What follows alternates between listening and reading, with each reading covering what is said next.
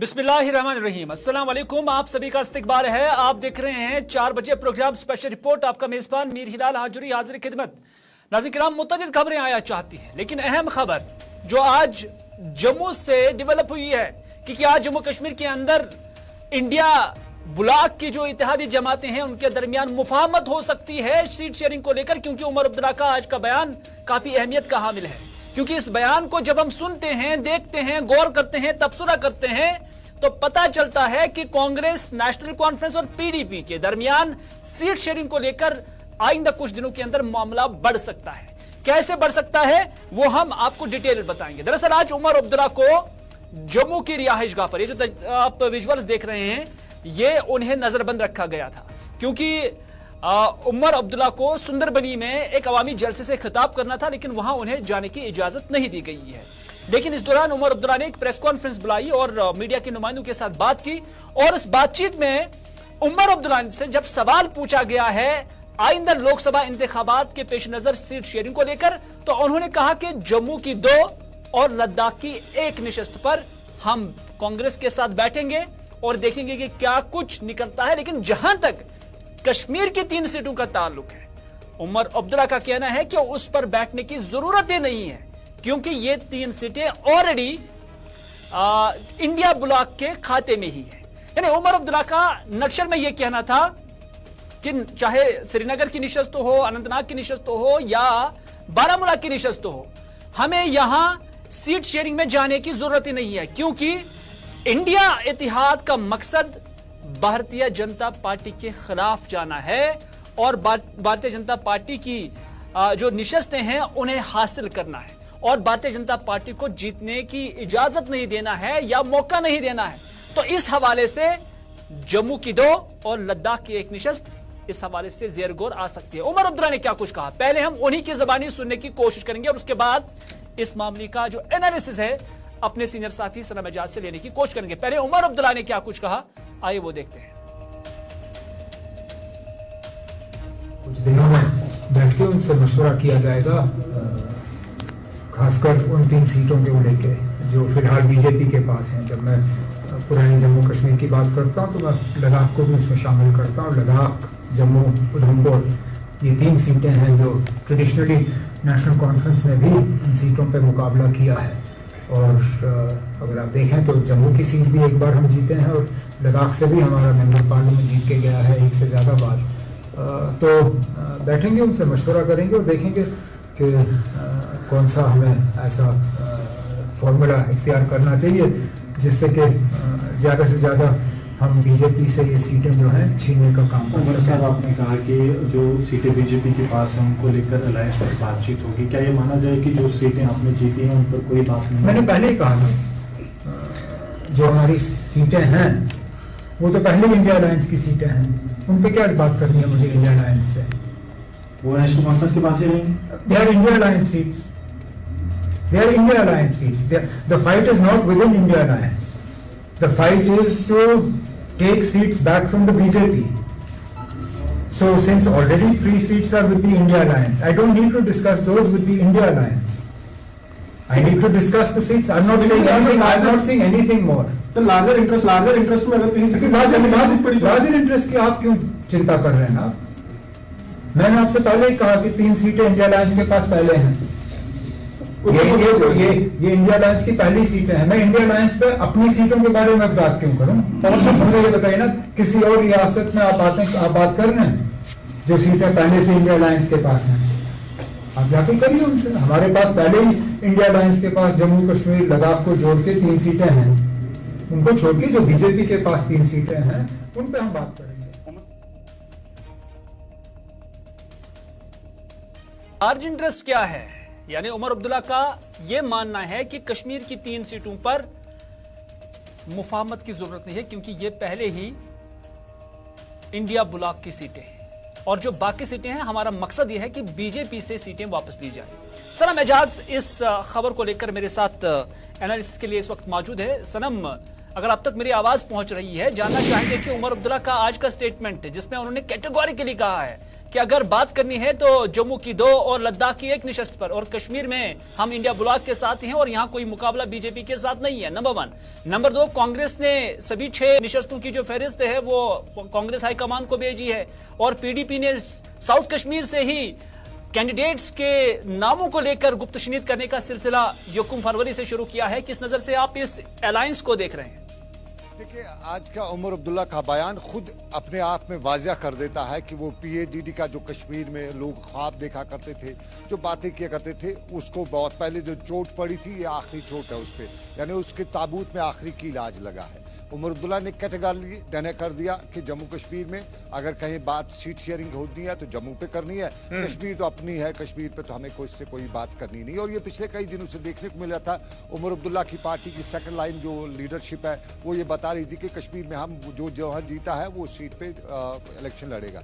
लेकिन सबसे इंपॉर्टेंट बात है, कांग्रेस ने कल जो है जब उनने अपनी जो प्रोबेबल्स के नाम दिल्ली भेजे तो कश्मीर से जो उनने कैंडिडेट्स डाले थे उस पर कल शाम भी हमने प्रोग्राम किया था और बाज़ाब्ता तौर पे कांग्रेस जो हल्के हैं जो दिल्ली से लेकर कश्मीर की लीडरशिप है उन्हें कल शाम देर गई उसको एक्नॉलेज किया कि हमने सही उस पर असेस किया है। और हमने भी कल उस रिपोर्ट में बताया था कि कांग्रेस जो है वो कश्मीर में उस तरह के कैंडिडेट खड़ा करिए ताकि वो मौका दे सके दूसरों के हवाले से, यानी जो गुप्कार अलायंस के जो जोड़ीदार हैं पीडीपी या नेशनल कॉन्फ्रेंस है उनके साथ कहीं बातचीत हो सके, उस तरह के प्रोबेबल्स उन्होंने उसमें डाले हैं। यानी कांग्रेस जम्मू पे फोकस रखी हुई है, कश्मीर पे कांग्रेस फोकस नहीं रखी हुई है। और पीडीपी की अगर बात करें, पिछले काफी दिनों से हमें लग रहा था पीडीपी जो है वो कहीं न कहीं टर्म्स डिक्टेट करने की कोशिश करी थी, लेकिन उमर अब्दुल्ला ने आज साफ कर दिया कि टर्म्स डिक्टेट नहीं होंगी, अलायंस नहीं होगा। और कुल मिला के जो जम्मू में उन्होंने आज स्टेटमेंट दिया उसमें उन्होंने ये खास तौर पे बताया कि हम तो जम्मू की सीटों पे बात करेंगे, कश्मीर पे कोई बात नहीं होगी।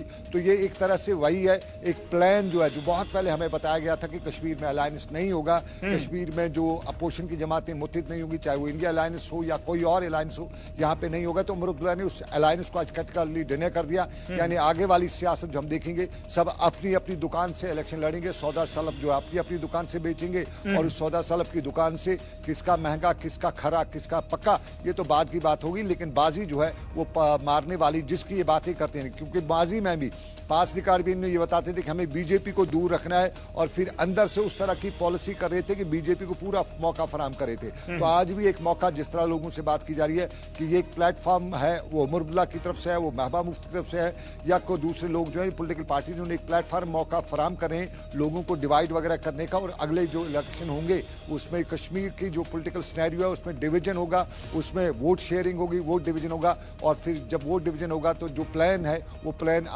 अमल भी होगा। बहुत बहुत शुक्रिया सनम एजाज इस खबर पर गुफ्तशनीद करने के लिए, अपना नुक्ते नजर रखने के लिए और पूरी तरह से इस जो इक्वेशन एंड सिचुएशन है इसको डिकोड करने के हवाले से सनम एजाज रोशनी डाल रहे थे। कुल मिलाकर बात यही है कि हर कोई पार्टी अपनी ही पार्टी का जो सामान है वो दस्तयाब रखेगी और वहीं से सौदा भी होगा। और ऐसा लग रहा है कि हालांकि अभी इंडिया ब्लॉक की ऐसी कोई मीटिंग नहीं हुई है सीट शेयरिंग को लेकर, हो सकता है कि उस पर कोई पेशरफ फिर बाद में जो है हो सकती है, लेकिन फिल वक्त तक जो उमर अब्दुल्ला का स्टैंड है और जिस अंदाज से जो उनकी बॉडी लैंग्वेज है इस बात को लेकर, वो बिल्कुल कैटेगोरिकली ये कह रहे हैं कि अगर बात होगी तो लद्दाख की 1, जम्मू की 2 निशस्तों पर, क्योंकि उमर अब्दुल्ला का कहना है कि जम्मू से नेशनल कॉन्फ्रेंस इससे पहले भी लोकसभा की सीट एक बारी जीत चुके हैं और लद्दाख पे भी उन्होंने अपना जो लोकसभा का मेंबर है वो भी चुना है, तो इस वजह से हमारा जनाधार है वहां पर। और उनका अंदाज बयान भी यही था कि कांग्रेस के साथ ये सीट शेयरिंग का मसला है। तो कुल मिलाकर पीडीपी को इन लोकसभा इंतखाबात से एक्सक्लूड करने की कोशिश की जा रही है, लेकिन क्या पीडीपी एक्सक्लूड हो जाएगी और क्या पीडीपी इंतखाबात नहीं लड़ेगी या लड़ेगी, वो देखने वाली बात होगी।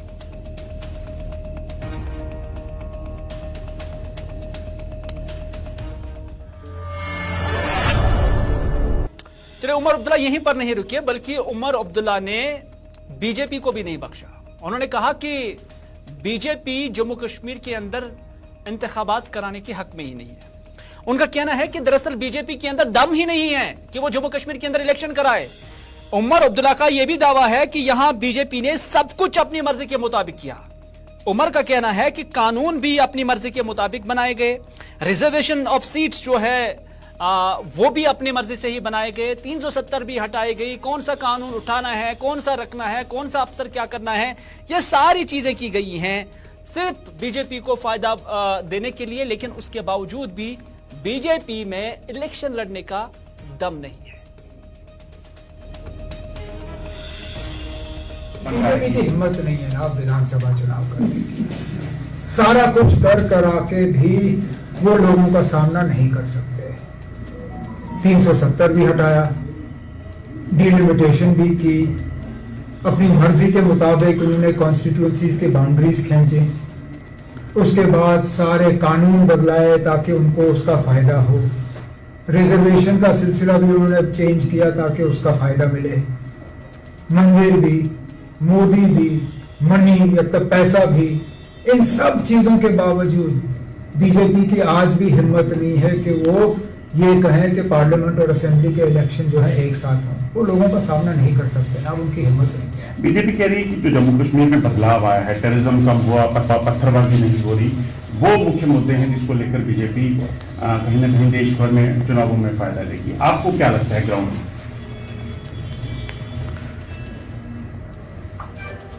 रजौरी पुंछ का हाल तो आज आपको दिख रहा है, मुझे वहां जाने नहीं दिया।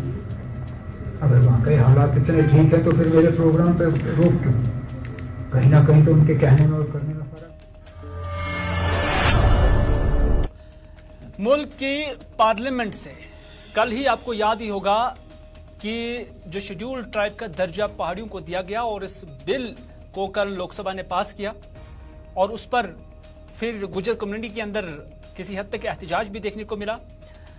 जम्मू यूनिवर्सिटी के अंदर भी हमने वो विजुअल्स आपको दिखाए थे। लेकिन आज राजौरी और खासतौर पुंछ के इलाकों के अंदर सिक्योरिटी को काफी मुतहरिक रखा गया था। हम विजुअल्स के जरिए आप तक वो पहुंचाने की कोशिश करेंगे कि कैसे जम्मू के पुंछ इलाके के अंदर जो है आज सिक्योरिटी को टाइट किया गया था।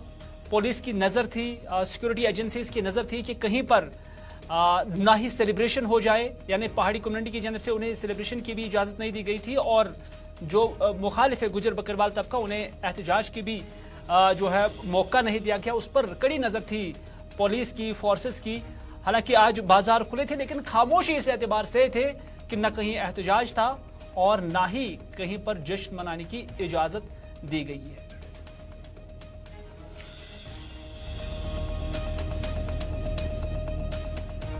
स्टेटस मिलने के बाद पुंछ जिले में इंटरनेट सुविधा को बंद कर दिया गया था। वही देखा जा रहा है कि पुंछ में चौकसी भी बढ़ा दी गई है। आप पुंछ मार्केट के अंदर देख सकते हैं किस तरह से एसओजी के जवान हो या सीआरपीएफ के जवान हो चप्पे चप्पे को जो है वो देख रहे हैं, क्योंकि जिस तरह से अफवाहें फैलाई जा रही थी उसी को लेकर चौकसी पुंछ के अंदर और भी ज्यादा बढ़ा दी गई है ताकि कोई भी घटना पुंछ के अंदर न घट पाए। देखा जा रहा है कि पुलिस के जवान जो हैं मार्केट में गश्त करते हुए नजर आ रहे हैं और जितने भी रास्ते हैं वहां लोगों को चेक किया जा रहा है, क्योंकि अफवाहें इंटरनेट के जरिए बहुत ज्यादा फैलाई जा रही थी। वही इंटरनेट को बंद कर दिया गया है और पुंछ के अंदर चौकसी और भी ज्यादा तेज कर दी गई है। वहीं पुंछ मार्केट की तस्वीरें आप देख रहे हैं, जिस तरह से एसओजी के जवान जो है मार्केट में उतरे हुए हैं और जिस संदिग्ध बैग पर या व्यक्ति पर नजर पड़ रही है उसे प्रॉपर तरीके से जो है वो चेक किया जा रहा है और उसके बाद ही उन्हें जाने की इजाजत दी जा रही है। कैमरामैन निपुण खजूरिया के साथ सनी शर्मा, गुलिस्तान न्यूज पुंछ।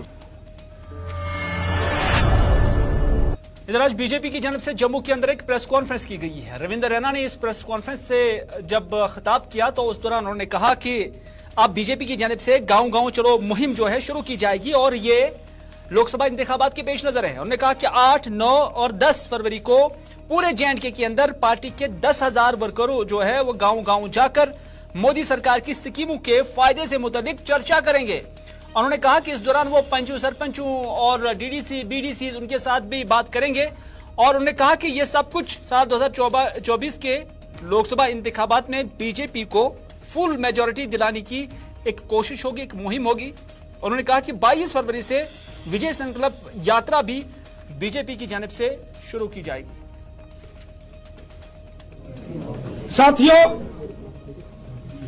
इस गांव गांव चलो अभियान में पार्टी के तमाम सीनियर लीडर्स किसी दूसरे गांव में जाकर वहां 2 दिन और 1 रात दूसरे गांव में वो बिताएंगे, वहां के आम लोगों से मिलेंगे, वहां के 25 सरपंचिस, डीडीसी, बीडीसी, चुने हुए नुमाइंदे, उन सब से वो मुलाकात करेंगे। 8 फरवरी, 9 फरवरी और 10 फरवरी को पूरे जम्मू कश्मीर के अंदर भारतीय जनता पार्टी के 10,000 जो हमारे वर्कर्स हैं, कार्यकर्ता हैं, वो गांव-गांव जाकर मोदी सरकार की जो स्कीम्स हैं जिससे लोगों को फायदा हुआ है उसकी चर्चा लोगों से करेंगे और समाज के हर वर्ग से, आवाम से, नौजवानों, बुजुर्गों, महिलाओं, माता बहनों से, हर एक से। एक तरफ बीजेपी ने बाज़ाब्ता तौर पर मुहिम का आगाज किया है, लेकिन इधर सज्जाद गनी लोन की जमात पीपल्स कॉन्फ्रेंस की जानिब से भी नॉर्थ कश्मीर के अंदर अब जो लोकसभा इंतखाबात के हवाले से मुहिम का आगाज किया जा चुका है और इस हवाले से पीपल्स कॉन्फ्रेंस के सीनियर लीडर अब्दुल गनी वकील ने कहा है कि सज्जाद गनी लोन साहब इलाका ब इलाका आप दौरा कर रहे हैं और सभी लीडरान, वर्करान आपस में जुड़ रहे हैं और कोशिश है कि पार्टी को एक बड़ी जीत दिलाई जाए। जहां तक जम्मू कश्मीर का ताल्लुक है, पीपल्स कॉन्फ्रेंस ने पार्लियामेंट इलेक्शंस के हवाले से अपनी कैंपेन शुरू की है और इस वक्त हमारे प्रेसिडेंट सज्जाद गनी लोन साहब डिस्ट्रिक्ट कुपवारा का दौरा कर रहे हैं और मैं भी नार्थ का जो और इस हिस्सा है रफीआबाद, सोपोर, बारामूला का दौरा कर रहा हूँ और वर्करों के साथ हम जुड़े हुए हैं और वर्करों को हम तैयारी के लिए जो है उनको आगाह कर रहे हैं क्योंकि ये अहम इलेक्शन है और इस इलेक्शन में हमारी पार्टी जो है वो शदमद से हिस्सा लेगी और हमें उम्मीद है हमारी पार्टी का बोलबाला होगा और हमारे कारकुन तैयार हैं, लोग भी तैयार हैं। लेकिन बदकिस्मती है, मरकजी सरकार जो वादे उन्होंने किए थे और हालांकि वादों के अलावा सुप्रीम कोर्ट का भी डायरेक्शन है कि जम्मू कश्मीर में इलेक्शन से पहले स्टेटहुड यहाँ बहाल होना चाहिए, लेकिन इस सिलसिले में भी तो नाज़रीन, आज के स्पेशल रिपोर्ट में बस इतना ही। अपने मेजबान मीर हिलाल हांजुरी को दीजिए इजाजत, इस वादे के साथ कि अगर जिंदगी रही तो आपसे फिर होगी मुलाकात। तब तक के लिए अल्लाह निगहबान।